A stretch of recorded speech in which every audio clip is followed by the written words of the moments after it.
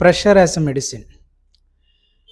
നമുക്ക് യാതൊരു കോസ്റ്റും ഇല്ലാതെ നമ്മളുടെ കൈകൾ ഉപയോഗിച്ചുകൊണ്ട് തന്നെ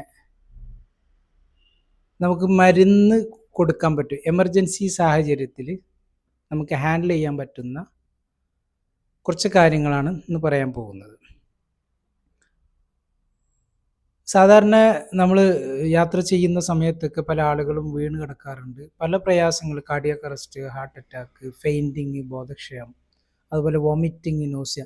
ഇത്തരം എമർജൻസി സാഹചര്യത്തിലൊക്കെ നിങ്ങൾക്ക് ചെയ്യാൻ പറ്റുന്ന ഒരു ടെക്നിക്കാണ്. അതായത് നിങ്ങളുടെ കൈകളിലുണ്ട്, അപ്പം നിങ്ങൾ ചെയ്യേണ്ടത് അക്യുപ്രഷർ പോയിന്റിൽ നിങ്ങൾ പ്രഷർ കൊടുക്കുക എന്നുള്ളതാണ്.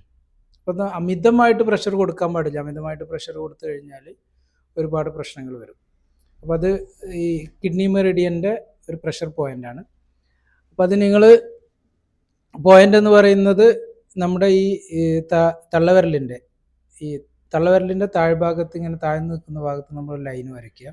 അതുപോലെ നമ്മുടെ ചെറുവിരലിൻ്റെ രണ്ടാമത്തെ വിരലിൻ്റെ ഇടയിൽ നിന്ന് ഒരു ലൈൻ വരച്ചു കഴിഞ്ഞാൽ ജോയിൻ ആകുന്ന ഭാഗം, ഇവിടെ ഒരു കുഴിയുണ്ട്. ആ ഒരു ഭാഗത്ത് എന്ത് ചെയ്യുക, നിങ്ങൾ ഒരു ചാവിയോ പെന്നോ അല്ലെങ്കിൽ മറ്റെന്തെങ്കിലും മുറിവാവാത്ത വസ്തുക്കൾ എടുത്തിട്ട് ഒരു 3 kg പ്രഷർ, നമ്മളൊരു 3 kg ഒരു വെയിറ്റ് വരില്ലേ, mg, ആ ഒരു പ്രഷർ നമ്മൾ എന്ത് ചെയ്യുക, കൊടുക്കുക. അപ്പോൾ നമ്മൾ കൊടുത്ത് എക്സ്പീരിയൻസ് ചെയ്യുമ്പോൾ നമുക്ക് വളരെ സിമ്പിളായിട്ട് ചെയ്യാൻ കഴിയും.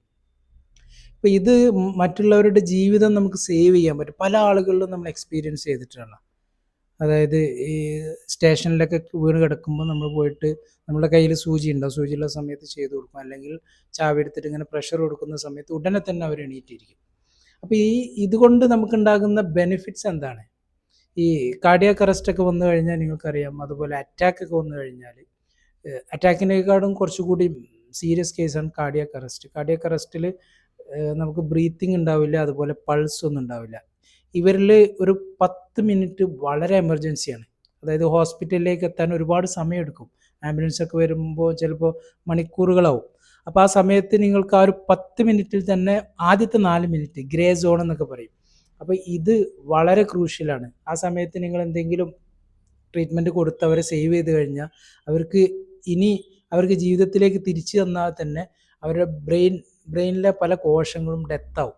ഒരു 10 മിനിറ്റ്സിൽ നമ്മൾ ഒരു എമർജൻസി ട്രീറ്റ്മെൻറ്റ് കൊടുത്തിട്ടില്ലെങ്കിൽ അവരുടെ ബ്രെയിനിൽ പല കോശങ്ങളും മരണം സംഭവിച്ചു കഴിഞ്ഞാൽ അവർക്ക് തിരിച്ചവർ വന്നു കഴിഞ്ഞാൽ തന്നെ അവർക്ക് മെമ്മറി ലോസോ അല്ലെങ്കിൽ ഒരു ഭാഗം പാരലൈസ്ഡോ അങ്ങനെയൊക്കെ ആവാൻ സാധ്യതയുണ്ട്. അപ്പോൾ ഇത് ചെയ്യുമ്പോൾ നിങ്ങൾ മറ്റുള്ളവരുടെ ലൈഫാണ് സേവ് ചെയ്യാൻ പറ്റുന്നത്. ഇതിന് യാതൊരു ചിലവുമില്ല, നമുക്ക് വളരെ എളുപ്പത്തിൽ തന്നെ കൈകാര്യം ചെയ്യാൻ പറ്റുന്ന കാര്യമാണ്. അപ്പോൾ അതിൻ്റെ പോയിന്റ് എന്ന് പറയുന്നത് K1 എന്ന് പറയുന്ന അക്യുപങ്ക്ചർ പോയിൻ്റാണ്. Okay, thank you.